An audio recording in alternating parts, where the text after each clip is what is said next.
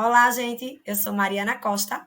A partir de agora, eu vou estar com vocês também aqui no Aprovação PGE, neste projeto Aprenda em 30 minutos com a disciplina de Direito Empresarial.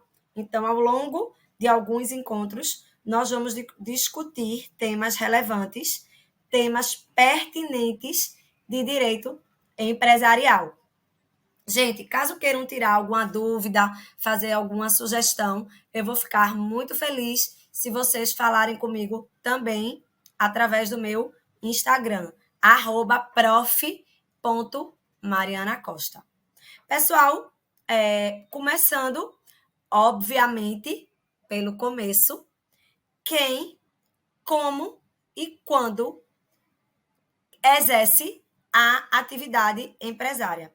Lembrando que não temos mais no nosso ordenamento jurídico um código comercial, um código empresarial, tá? Atualmente, né, lá desde 2002, nós temos esse conteúdo dentro do nosso Código Civil, parte especial, título 2, a partir lá do artigo 966. Quem é o empresário? Gente, é aquele que exerce profissionalmente atividade econômica organizada para a produção ou a circulação de bens ou de serviço.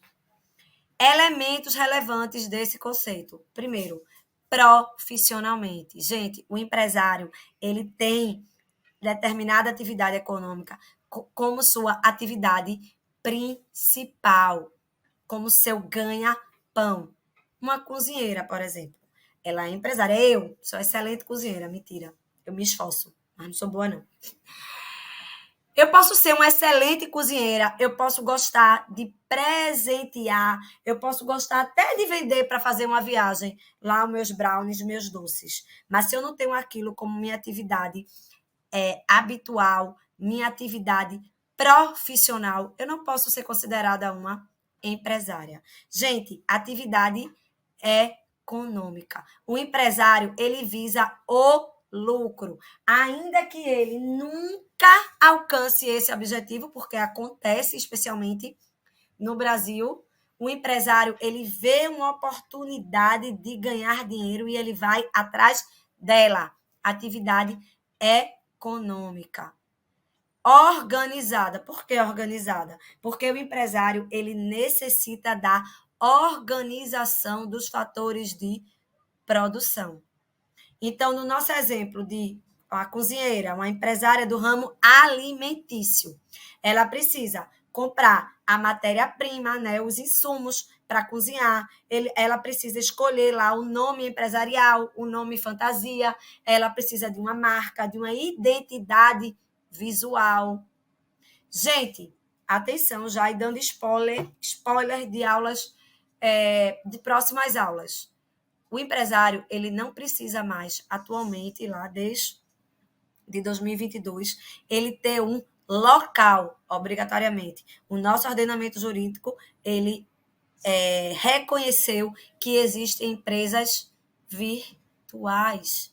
Assunto bastante relevante, aposta para as próximas provas.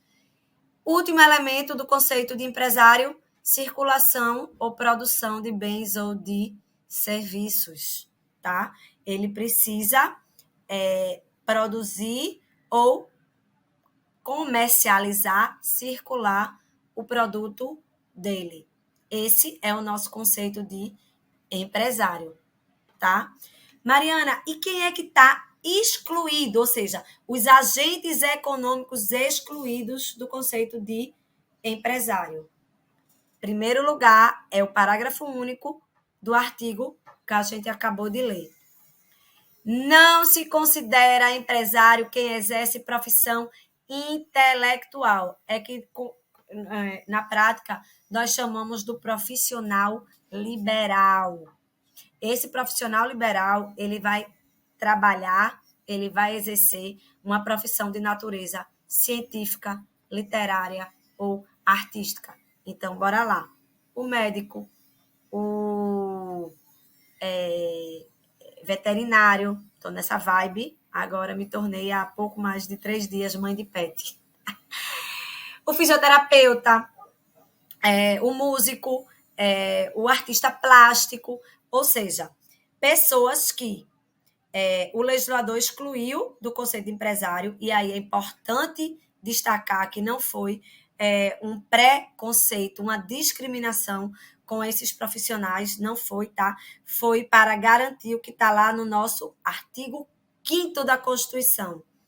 É livre o exercício de qualquer atividade, ofício ou profissão. Então, o que é que o legislador quis com esse parágrafo único? Ele disse, pessoal, exerçam a sua profissão sem o excesso de burocracia para o início de uma atividade empresária. Então, o profissional intelectual, ele busca sim o lucro, tá? Ele quer receber por esse trabalho, mas ele não precisa obrigatoriamente se inscrever como empresário. Ir lá na junta comercial e iniciar a atividade dele por lá. Atenção, salvo se o exercício da profissão constituir elemento de empresa.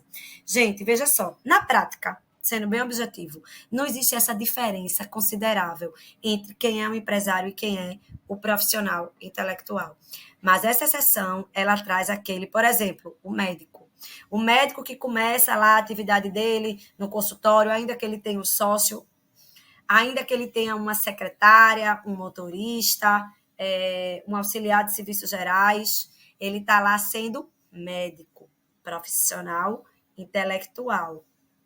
Mas, se aquele médico ele começar a se afastar da medicina e passar a trabalhar muito mais com a gerência de uma clínica, contratar novos médicos, novos profissionais, está muito mais negociando com fornecedores de material, aqueles representantes de medicamentos, se ele está muito mais trabalhando nessa parte administrativa do que propriamente com a medicina dele, aí ele vai constituir elemento de empresa e ele vai passar a ser, ele sai do parágrafo único e ele vai para o caput, ele passa a ser empresário.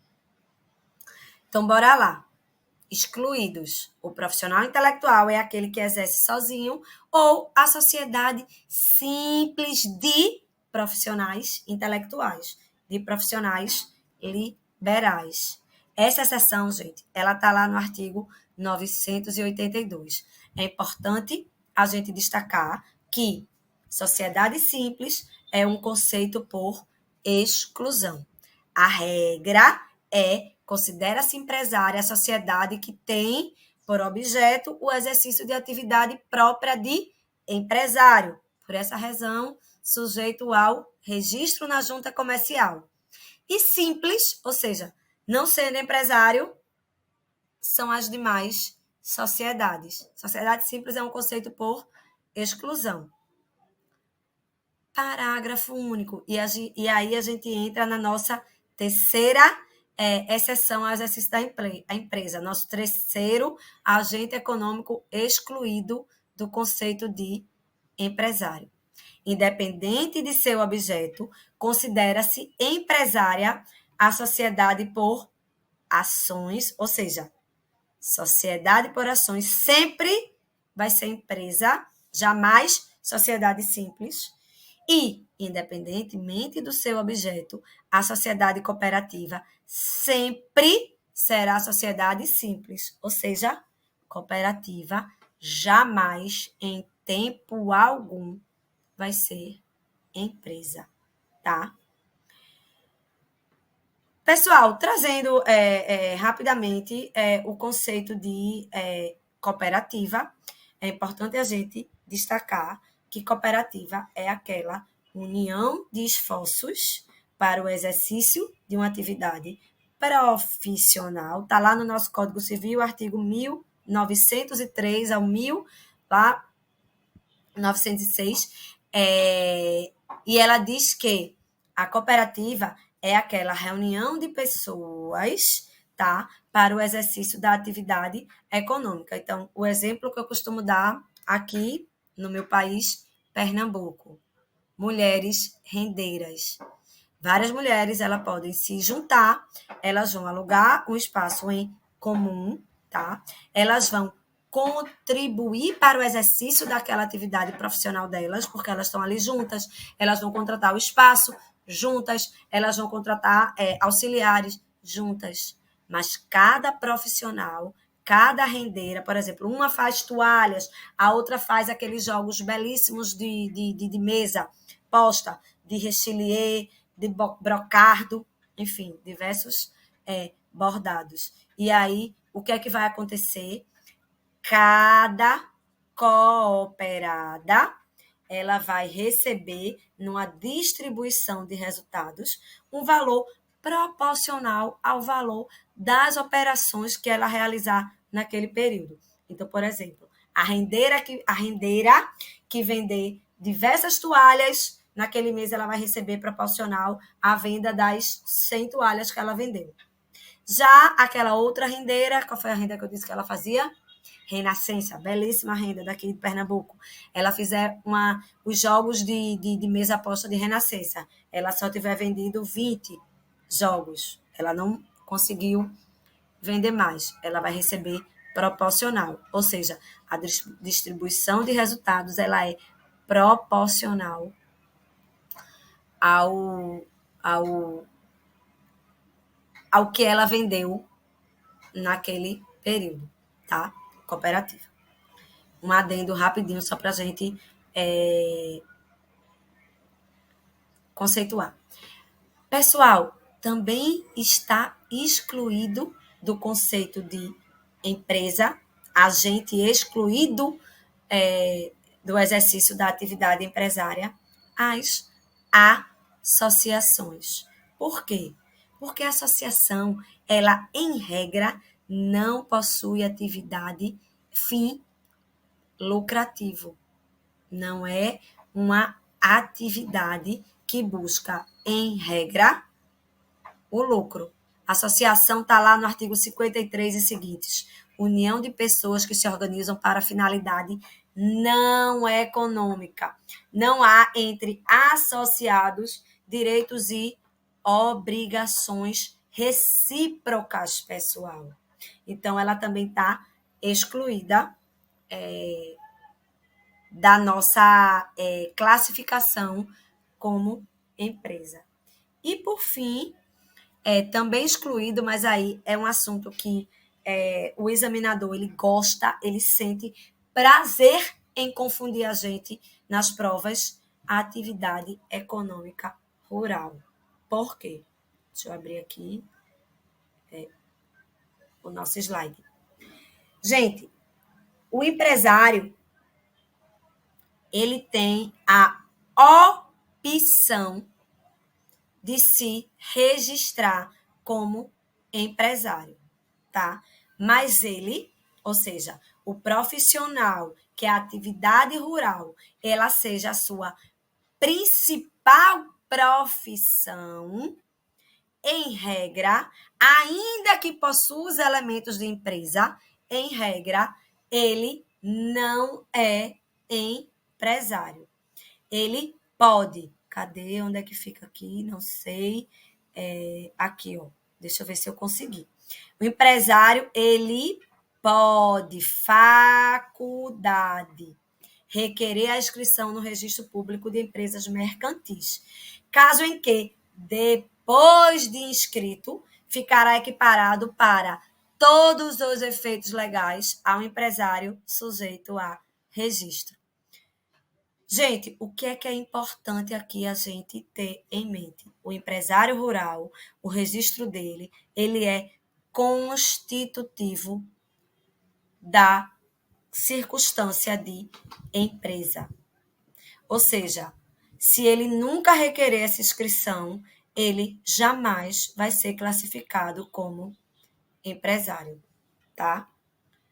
Atenção ao parágrafo único, tá? Acrescentado pela Lei 14.193 de 2021, esta mesma faculdade, este mesmo registro com caráter constitutivo do elemento de empresa, ele se aplica às associações que desenvolvam atividade futebolística em caráter habitual e profissional. Mas aí a gente vai ter um momento próprio para estudar essa lei do clube empresa, tá? No momento, o que a gente precisa saber é que é uma faculdade, registro com caráter constitutivo. Pessoal, a gente trouxe, então, quem é empresário e quem não é empresário. Agora a gente vai ver como, para exercer a atividade de empresa, para se conceituar, caracterizar como empresário, a pessoa precisa cumprir 2 requisitos. Primeiro requisito, pleno gozo da capacidade civil, tá? E não ser legalmente impedido. Pleno gozo da capacidade civil, minha gente. Artigos 3º e 4º do nosso Código Civil. Absolutamente capaz, ou seja, não pode exercer a atividade o menor de 16 anos ou o relativamente capaz. Lembrando, né, vocês já estão cansados de saber disso, são incapazes relativamente. Maior de 16 e menor de 18, os ébrios habituais e os viciados em tóxicos, aqueles que, por causa transitória ou permanente, não puderem exprimir a sua vontade, e os pródigos. Meu marido diz que eu jamais vou poder ser empresária porque eu sou pródiga, mas é mentira dele. Ele fala isso para me ameaçar. Todo mês, quando chega a fatura do meu cartão. Gente, veja. Pleno gozo da capacidade civil e não ser legalmente impedido. Quanto ao pleno gozo da capacidade civil, regra geral, não pode exercer a empresa. Exceção, pode exercer a empresa ainda que incapaz, estando representado ou assistido nos casos de, vem a exceção, incapacidade superveniente ou incapacidade do sucessor na sucessão por morte. Gente, incapacidade superveniente, vocês vão lembrar de quem? Professora Mariana, meu marido me ameaçando. Eu abri uma empresa, eu estou lá plena, exercendo a minha atividade econômica organizada. O que é que acontece? Meu marido diz que eu sou o quê? Pródiga, gastei demais. Então, ele vai me interditar, ele vai passar a ser o meu assistente e eu vou continuar a ser a empresária. A gente está falando aqui o quê? Da empresária individual, tá? Mas com a assistência dele, tá? Da mesma coisa acontece, por exemplo, vamos lá, menor de idade. Os pais eram donos, eram sócios de uma empresa, os pais falecem. Aquelas crianças, elas vão perder o direito à herança deles, a empresa não. Mas eles vão serem representados, tá? E eles vão continuar o exercício daquela empresa, tá? Em ambos os casos, obviamente, eles vão estar representados ou assistidos, mas em ambos os casos, eles vão precisar da autorização judicial. Essa autorização, ela vai acontecer mediante a expedição de alvará, tá? No juízo. Nesse alvará vai constar o nome do representante, no caso dos menores, ou do assistente, no caso da incapacidade relativa. Eles vão constar os bens que não estão, né, os bens que eles não estão afetados ao exercício daquela atividade empresarial. gente, é importante aqui a gente lembrar que eu estou falando do efetivo exercício da atividade de empresa, ou seja, para ser empresário individual, sócio, administrador ou gerente de um empreendimento, tá, gente? Não existe impedimento legal para que o incapaz ele seja sócio de uma sociedade, desde que ele não exerça efetivamente a administração, que ele não exerça a empresa. Gente, o menor, ele pode ser, o menor ou incapaz relativamente, ele pode ser sócio até mesmo no início da atividade empresarial, tá? Agora, por quê? Porque quem vai exercer aqui a sociedade não é o sócio, gente. O sócio, ele é um titular de um direito patrimonial, tá? Quem exerce a empresa é a sociedade, tá? Um exemplo que torna mais fácil entender essa situação é o exemplo de uma blogueira aí muito famosa chamada Virgínia. Virgínia, quando as filhas dela nasceram, acho que quando a segunda filha dela nasceu, enfim, ela abriu uma empresa, tá? Para as filhas são sócias, elas constam no contrato social.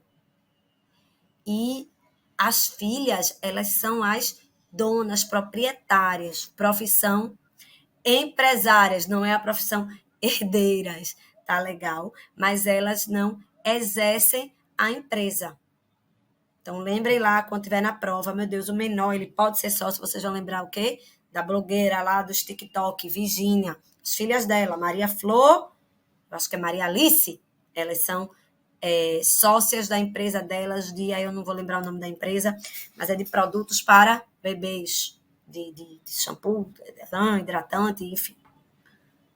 Entendido, pessoal? Então, aqui para vocês entenderem. O empresário individual incapaz somente em duas hipóteses. Ele não pode iniciar a atividade, porque o empresário individual incapaz, ele exerce efetivamente a empresa.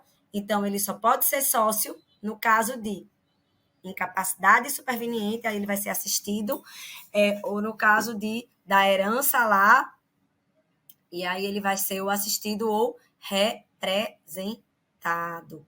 A continuação, a perpetuação da atividade empresária. E aí precisa da autorização judicial que eu acabei de falar. Já o sócio incapaz, o titular de direito patrimonial dentro de uma sociedade, dentro de uma pessoa jurídica, não há impedimento legal, ele vai poder constituir, entrar desde o início da atividade econômica como sócio, ou ele ingressar posteriormente numa sociedade já existente. Não existe impedimento em qualquer hipótese desprovida da necessidade de autorização judicial. Tá legal, gente? Então, esgotado esse ponto, nós vamos para a segunda situação. Não ser legalmente... Ai, pulei um slide. Não ser legalmente impedido. Gente, veja só. Esse impedimento, e é importante a gente destacar, lá no Código da Gente de 1850, que Deus o tenha, existia uma lista de pessoas legalmente impedidas, tá? Atualmente, não existe mais essa circunstância, tá? Esse impedimento, ele está na legislação esparsa, na regulamentação, normalmente, de cada profissão. Por quê, minha gente? Esse impedimento, ele nada mais é do que uma norma de direito público. Esse impedimento é para não haver um desvirtuamento de uma atividade pública. Tá legal? Então, são os casos de servidores públicos, militares, agentes públicos. Então, veja só, essas pessoas, elas também estão proibidas exclusivamente do efetivo exercício de uma empresa. Esta vedação, ela não abrange os sócios, desde que uma sociedade, o sócio naquela sociedade, ele detém a responsabilidade limitada e aquele impedido, ele não exerça funções de gerência ou de administração. Tá legal, gente? Então, sendo responsabilidade limitada, não detendo funções de gerência ou de administração, mesmo os impedidos, eles podem ser sócios, tá? Exemplos de pessoas legalmente impedidas, servidor público. Tá lá no nosso Estatuto do Servidor Público. O magistrado, membro do Ministério Público, os falidos antes da reabilitação. Veja, tá lá na 11.101, a gente também vai estudar essa lei, mas o falido, o legislador também é uma norma, apesar de não estar numa norma de direito público, mas o objetivo do legislador aí é a própria função da empresa. O falido, ele precisa resolver a situação da empresa anterior dele. Por quê? Porque a empresa ela tem um papel tão relevante em nossa sociedade que ele precisa ser, a empresa ela precisa ser exercida em sua plenitude. Então, o falido resolve a situação dele para depois ser reabilitado e poder novamente exercer o importante papel da empresa na nossa sociedade.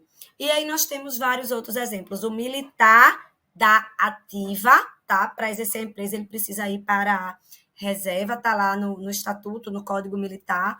O leiloeiro, o corretor, carreiras diplomáticas, está lá. Agora, isso é uma lei, gente, de 1889. Qual é a carreira diplomática que não tem remuneração? Gente, médico para exercício de atividade de farmácia, de drogaria, norma também lá de 1932, decreto 21.981. Ou seja, são exemplos, tá? Esse rol aí, essa lista que eu trouxe, alguns alguns exemplos que nós costumamos utilizar para trazer a consciência de que é uma questão de lógica, é uma questão de preocupação com a separação das atividades do empresário, tá? Pessoal, é isso. Nós vimos, então, hoje quem pode, como pode exercer a atividade empresária. Eu espero que tenha ajudado vocês essa classificação, essa conceituação. Qualquer dúvida, eu estou à disposição de vocês. Então, um beijo para todos. Até o nosso próximo encontro.